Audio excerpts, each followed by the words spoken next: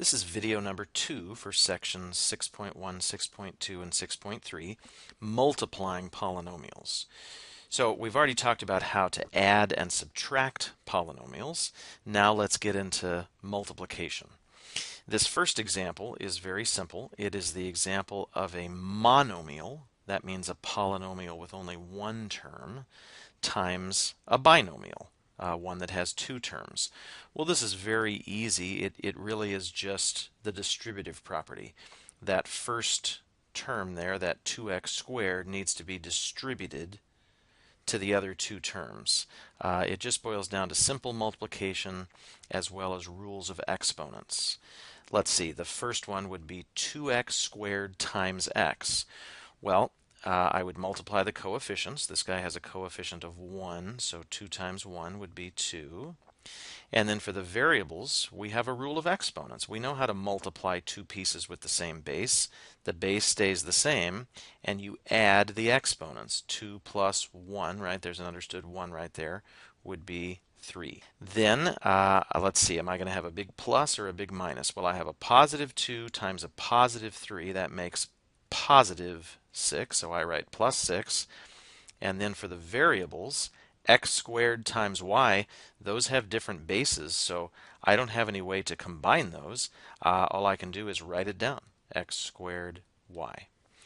These two are not like terms, which means I'm done. That's as good as I can get, is this answer. So again, multiplying by a monomial is pretty simple. What about when you go to the case of a binomial times another binomial? Well, that also boils down to the distributive property. It's just a little more complicated because now each term of the first one needs to be multiplied by each term of the second one. That means I will have a total of 4 multiplications. You have probably learned this before using the acronym FOIL. FOIL is just a helpful way to keep track of the 4 multiplications that you need to do. The F is first, and then we have outer, and we have inner, and we have last. Let me see if I can visually help you here. First means multiply the first term from the first binomial with the first term from the second binomial. Outer means multiply the two outermost terms, so this one and this one. Inner, the two innermost terms, these two. And then last, the two terms that come last at the end of each binomial, so that would be these two. By the time I'm done, I will have multiplied every term from the first binomial times every term from the second. Let's carry it out. Let's see, the first would be x times 2x. Coefficient would be 1 times 2 is 2, and x times x is x squared. Then we go to the outer. Let's see, that's a positive 5 times a positive x, so it's definitely going to be plus. The only coefficient is the 5, and the only variable is the x, so that was pretty simple. Then I go inner. Minus 3 times 2x. Pay attention to all those signs. Well, a negative times a positive is a negative, so I write a big minus symbol there. 3 times 2 is 6. The x stays. And then the last would be the minus 3 times the plus 5. Again, negative times positive, so I write a minus symbol, and 3 times 5 is 15. So I've just carried out my FOIL. Is this the answer? Well, it might be. I just have to check to see if there are any like terms. And of course, you can see I have 2 like terms here in the middle. So it looks like the final answer then, 2x squared. Now I'm adding 5 plus negative 6 is negative 1, so I write minus. I don't need the 1. X, and then minus 15. We always simplify these things as much as we possibly can. Make sure you practice the FOIL method a lot. We're going to use it a lot, really for the rest of the semester. I did want to show you an alternate approach that's a little bit more visual. It is possible to multiply a binomial times a binomial using a box, Most of you are probably content using the FOIL, but I want to show you the box because even if you're fine with the FOIL in this lesson, in the next lesson we're going to talk about factoring, which means going backwards, taking an answer like this and coming up with the original multiplication problem. Well, that's a lot harder, and there's a really nice method involving the box that I'll show you in the next lesson. Here's how you use the box. So I'm going to take each binomial and write the terms either on the left or on the top here. I have x and minus 3. Every sign is very important, so I need to include that negative. And then the other one is 2x and positive 5. And then think of this as filling out a simple multiplication chart. Every box gets the product of the two pieces either on the left or above. So for example, this first box gets x times 2x, 2x squared. This box goes with the x and the 5. 5 times x is 5x. This box here goes with the negative 3 and the 2x. If I multiply those two, I get negative 6x. And then the final box goes with the 5 and the negative 3, which makes negative 15. It's the same four pieces that I got when I did the FOIL problem earlier.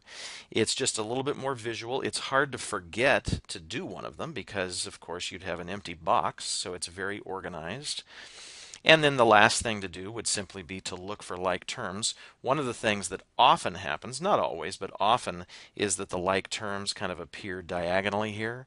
And I would combine those, and I would still, of course, write my final answer in the same way. So you might play around with the box a little bit and make sure you know how to use it. Let's continue on looking at our examples here. This next example really falls under the be careful category. I put it on there because it's got to be one of those top 10 algebra mistakes that people make. There's something about this next example that makes people want to distribute this exponent into these pieces. Well, that's bad math. You can check your rules of exponents back from chapter 4. We had no rule for distributing exponents to subtraction problems or to addition problems for that matter. We did have rules when it was only multiplication or division, but not addition or subtraction. It would be incorrect to distribute that here. You say, well, what are you going to do then? Well, it's not difficult. You just have to remember what squaring something means. Squaring something means multiplying it by itself. So this just means take 3x minus 7y and multiply it by another 3x minus 7y. And I think as soon as you write that down, you realize, oh, this is just another FOIL problem.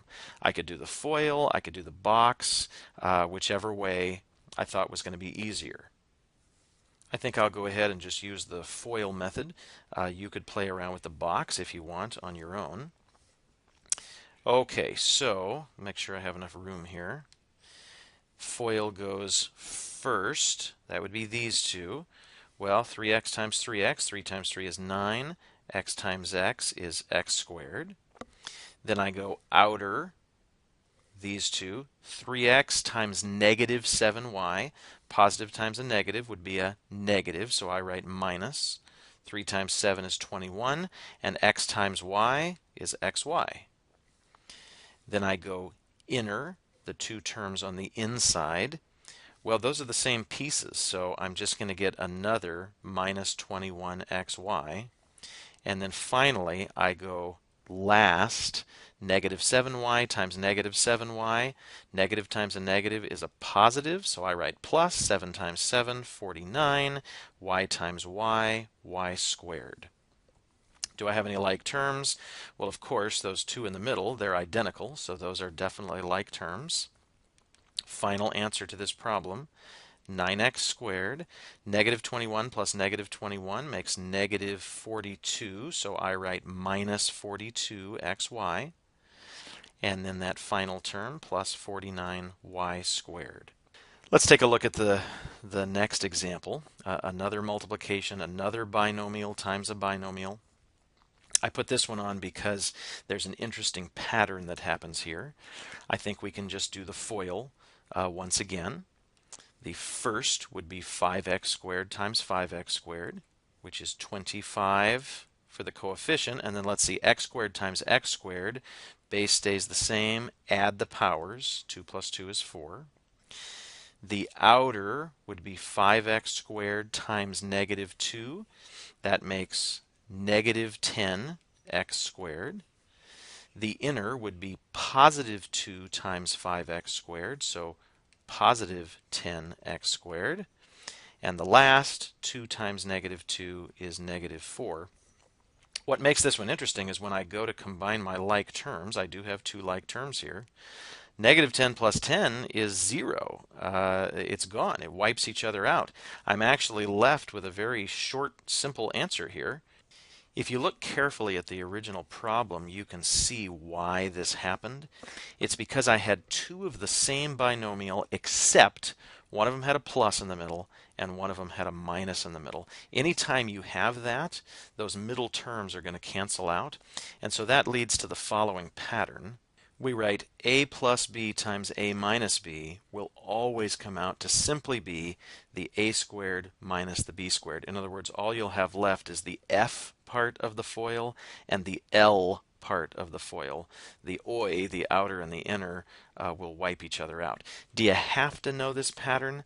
Not necessarily. I mean, you can just work it out each time. The pattern really becomes important in the next lesson when we're trying to take these answers and go back to the original problem. Well, let's take a look at one last example. What do you do if you have three different binomials you want to multiply?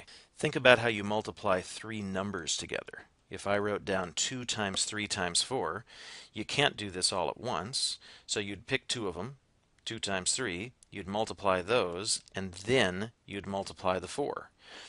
Notice you could pick any two to start. I could have done 3 times 4 first and gotten 12, and then times the 2, still to get that same answer of 24. Well, it's the same idea here. You can't do this all at once, so pick any two you want.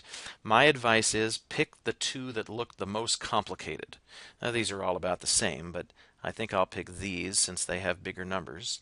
Multiply those together, then take that answer and multiply by the third one. Why don't you go ahead and try that FOIL problem here yourself, and then continue the video for the end. Well, here's what you should have gotten. X squared plus 3x minus 18 for that first multiplication. In order to finish this problem, now I need to multiply that answer times x plus 1. How do we do this? This is now a binomial times a trinomial. Well, the word FOIL doesn't quite cut it anymore because, remember, each term of the first has to be multiplied by each term of the second guy. That's a total of 6 multiplications. I don't have any kind of special word for you. You just got to keep track. What I usually do is I'll start with the first term here and make sure I hit it all 3 times. And then I'll do the second term all 3 times for a total of 6 multiplications. Let's go ahead and run through that. X times x squared. Add those exponents for x cubed. X times 3x, positive 3x squared. X times negative 18 would be negative 18x. And then when I get to the second set, instead of just continuing on in a line, I like to do them underneath so I can match up the like terms now. Plus 1 times x squared is plus x squared. 1 times positive 3x is plus 3x. 1 times negative 18 is negative 18. And by doing that, I've simplified my ending. All of my like terms are matched up, and it's pretty easy for me to write down the final answer. This would also be a great problem to try with the box. What you would need to do is draw yourself a box with 3 columns and 2 rows, 3 columns for the trinomial, and 2 columns for the binomial. Put your terms along the outer edge. Don't forget the signs, and now you have this very organized way to do those 6 multiplications. Try to fill out the boxes on your own. Here's what you should have gotten. You can also spot the like terms diagonally, as we mentioned earlier, and when you combine all of those, of course, you get the same final answer.